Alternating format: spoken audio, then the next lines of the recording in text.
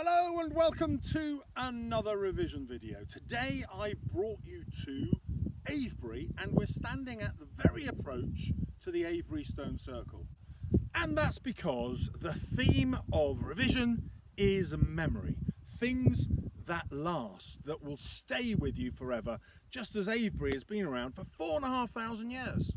And what I want to teach you is how to make memories that last. Well, the best way is to use something called spaced practice. Now, if you look behind me at this avenue of stones, you'll see that they're all spaced out. And actually, that is a way to remember.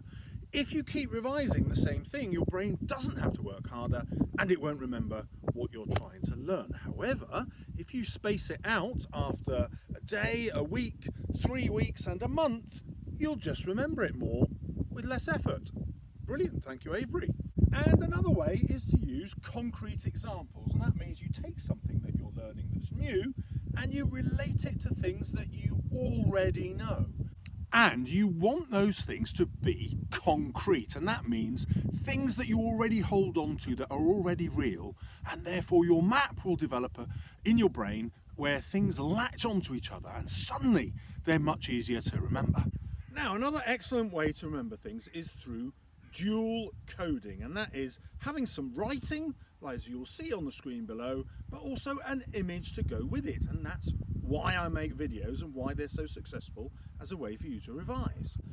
And the next thing you want to focus on is studying your text from more than one point of view. Each time you change the viewpoint, you make the memory much stronger. And of course, in our case, by viewpoint, I mean the themes of the text, because that's always the author's point of view. Well, the other thing you want to do is to spend a little bit of time exploring different contexts. So I've stepped away from the avenue, which you can see behind me, and I've come into a farmer's field, and here is a giant sarsen stone. And this is one of the stones that would originally have been used over there. Now, you don't discover these connections by just concentrating on the same things.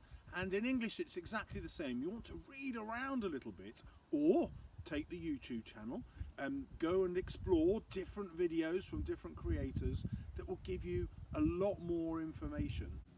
Now, one of the most powerful things you can do is start to connect all those bits of knowledge together, as it starts to give you a mental map of where you're going. So let me give you an analogy that will help. Imagine in my revision I'm getting stuck into the text and I'm revising that text in detail. Well, I'm going to suggest that's not the best way to revise. So in my analogy, my text is represented by this map of Avebury. And imagine I want to go and find out loads about Avebury. Well, I would start not with Avebury itself. I'd start with the map, the big picture, the overview, the writer's point of view and the context. And not zooming in here on the actual stone circle itself. Because if I don't have the overview, the map, I just start zooming in on detail. Here it is, it's Avebury, and as you can see, it's in a circle.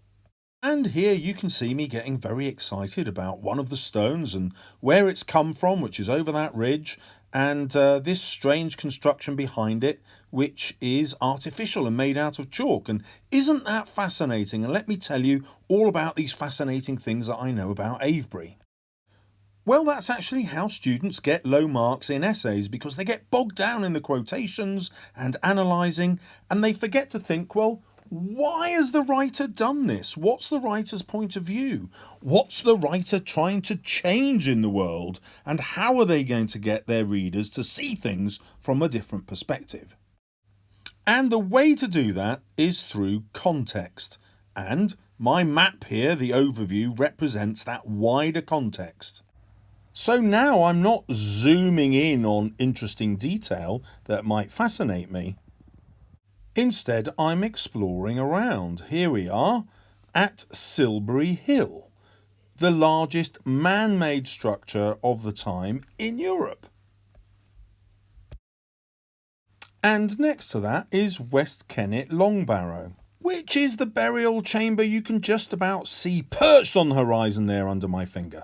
And now suddenly I start to understand a little bit more about the people of Avebury. They obviously didn't want their dead hidden away. They put them on public display, up on the highest point where you could see them.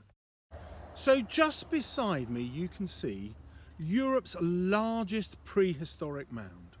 It's called Silbury Hill and nobody knows why it's here.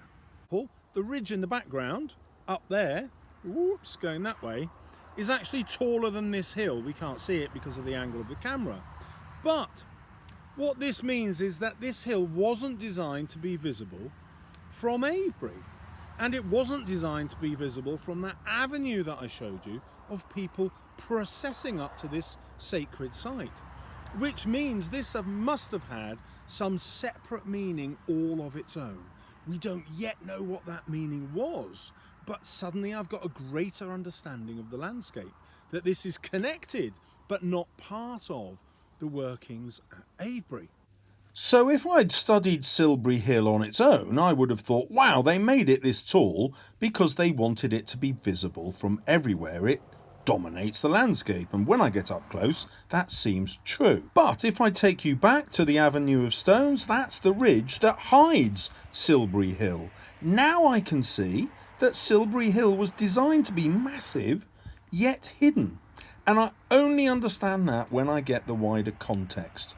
And obviously I'm not really trying to teach you about Avebury and Silbury Hill. I'm trying to show you how having an understanding of context forces you to have a different perspective and forces you to get higher marks. So that's where you should revise.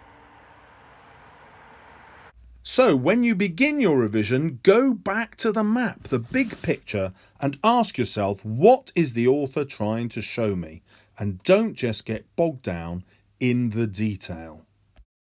As you can see me doing here, going on and on and on. Typical English teacher. So hopefully I persuaded you to ditch your old habits and get revising the new way. Thank you very much for watching. See you soon on my channel.